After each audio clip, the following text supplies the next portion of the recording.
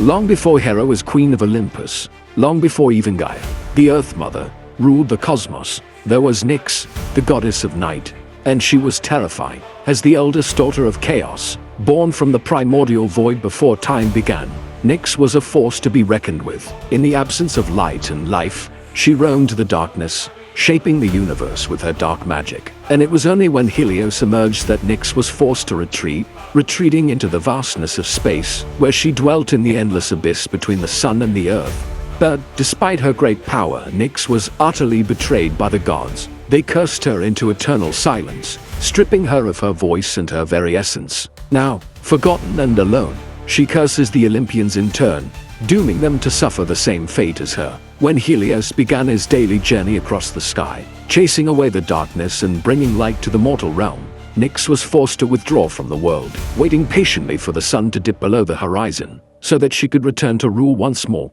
And although Nyx was a primordial deity, as old as existence itself, and although she had been a witness to the creation of the universe, she was still young in the ways of magic and power. She lacked experience and maturity, and her pride often got the better of her. It was this youthful arrogance that led her to believe that she, too, could ascend to Mount Olympus and join the ranks of the Olympians. So, as her father, Chaos, slept, she used his all-consuming darkness as a cloak and snuck onto Olympus unnoticed. But her presence did not go unknown. The Olympians sensed the encroaching darkness and prepared for battle. Helios, who had just completed his celestial journey, sent an arrow of searing light toward the darkness, striking Nyx full in the chest. Wounded and enraged, Nyx unleashed her dark magic upon him, plunging Olympus into eternal night. In retaliation, the Olympians unleashed their full might against her. Poseidon sent tidal waves crashing through the heavens. Hades spewed noxious fumes that poisoned the air. Demeter whipped up a deadly blizzard that howled around them.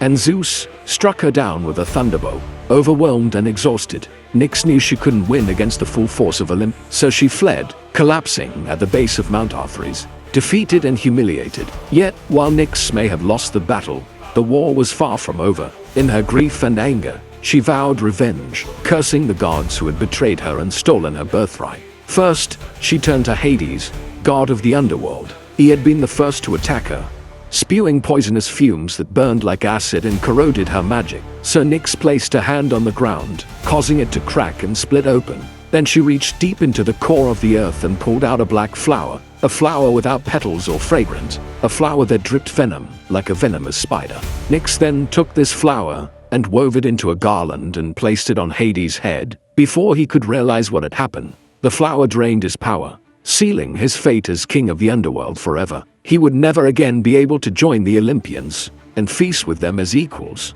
Next, Nyx approached Poseidon, who had attacked her with merciless waves that threatened to drown her in the depths of the sea.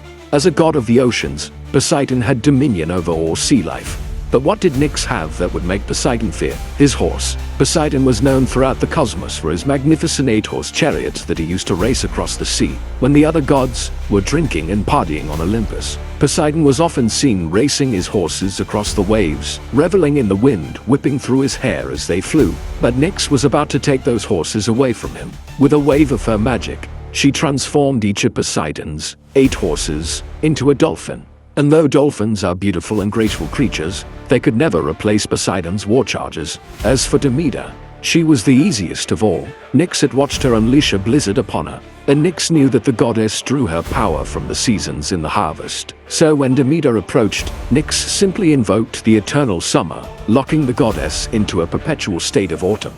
No longer would Demeter have control over the winter snows that nourished the earth. She would be trapped forever on the brink of winter, watching helplessly as her powers waned and the earth withered beneath her. Then finally, Nyx confronted Zeus. Of all the Olympians, Zeus was the one who had struck her down. He was also the one she wanted most to defeat. If she could curse him, then surely she would have her revenge. And so Nyx devised the ultimate punishment for the king of the gods. You see, Zeus possessed the power of prophecy. He could peer into the mists of time and see the possible futures. It was this power that gave him the confidence to lead the Olympian. For if he saw any danger approaching, he could prepare and avert it. Or if he saw a course of action leading to victory, he would know exactly what to do. But Nyx was going to take that gift away from him, leaving him to fumble blindly through the darkness. stripped of his insight and his divinity, and Sir Nyx cursed Zeus, declaring that he would no longer be able to see his own future. Instead, he would be forced to live out his days as an ordinary man, completely unaware of his divine heritage. With her vengeance complete, Nyx returned to her home in the darkness between the sun and the earth, only to find that none of her curses had worked. The gods were still on Olympus, laughing and feasting and carrying on as if nothing had ever happened. Nyx's magic had failed. As it turned out, Zeus had realized what Nyx was planning, and he had anticipated her every move. He had countered her curses with boons, gifts that would protect the Olympians and amplify their powers. Hades' new flowers granted him even greater power over the underworld. Poseidon's dolphins became immortal, serving him faithfully until death parted them. And Demeter was given the power of the ever-blooming flower, ensuring that the earth would always be fruitful under her reign. As for Zeus, he was granted the power of foresight, allowing him to see not only his own future, but the futures of all the gods and mortals alike. And so, Nyx's hopes for vengeance were dashed. Her power was gone. She was utterly alone, and not even her sister. For Nyx had not only been stripped of her magic, she had been stripped of her voice. And now she was trapped in the darkness, doomed to wander the universe in silence forever. Yet, despite her failure, the gods were afraid to speak her name. They feared that merely mentioning her would somehow bring her wrath down upon them. And they were right to fear. From her home in the endless darkness, Nyx waited patiently for the sun to set and for her time to come again. She waited for her chance to break free of her curse. And when it came, it was unexpected. You see, the Olympians loved to boast of their powers, to recount their many victories over the monsters and villains of the earth, and they told these tales to anyone who would listen, including mortals. One day, a young girl wandered away from her village and found herself at the base of Mount Olympus. She heard the Olympians reveling in their past conquests, and she listened as they recounted the tale of how they had banished Nyx from the world.